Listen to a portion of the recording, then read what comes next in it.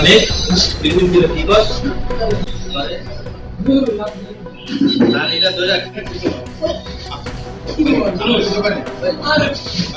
ঘটনার 1 মিনিট 4 সেকেন্ডের CCTV footage সামাজিক যোগাযোগ মাধ্যমে ভাইরাল হয়েছে। অভিযুক্ত নাসিম ভূঁইয়ার বিরুদ্ধে থানায় লিখিত অভিযোগ দায়ের করেছেন ভুক্তভোগী ব্যবসায়ী আলী আজম মানিক।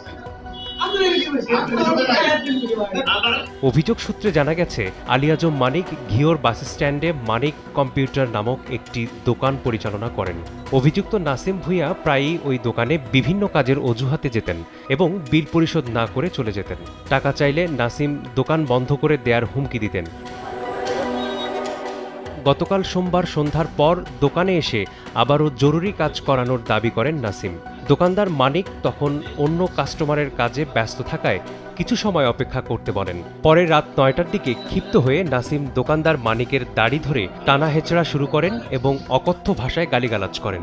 মানিক গালাগাল থেকে বিরত থাকতে বললে অভিযুক্ত নাসিম তার উপর এলোপাতাড়ি কিলঘুষি ও থাপ্পড় মারেন। 100 টাকার কাজ করলে 10-20 টাকা দিয়ে চলে যায়, টাকা চাইলে চোখ রাঙায়, রাগান্বিত হয়। এলাকাতে বা ওর কোনো নির্দিষ্ট কোনো পেশা নাই, ওই জমির দালালি বা এর কাছ থেকে ওর কাছ থেকে টাকা নিয়ে আপনি যে কোনো দোকানে গেলে জিজ্ঞাসা করতে পারবেন, জিজ্ঞাসা করলে জানতে পারবেন ওর লেনদেন ভালো না। যে কোনো দোকানে গেলে এই দোকানদাররা তাকে কোনো কিছু দিতে চায় না, কারণ সে ঠিক মতো টাকা দেয় না।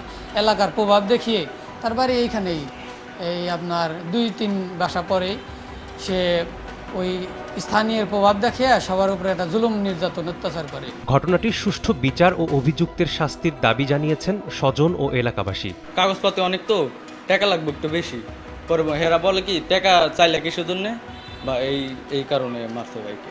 ভিডিওতে যতটুকু দেখছি সেটা কারণ আমাদের মুসলিমদের হৃদয়ে অনেক আঘাত লাগছে যে এরকম করে একটা মানুষকে দাঁড়িয়ে ধরে এলোপাতাড়ি মারধর করতে পারে না কেউ। তাদের মারবো কেন? তাদের মারার অধিকার কি তাদের কেউ দিছে? এটাই আমার সর্বশেষ কথা, এটাই বিচার হোক। এই ঘটনার পর থেকেই পলাতক আছেন অভিযুক্ত নাসিম ভূঁইয়া।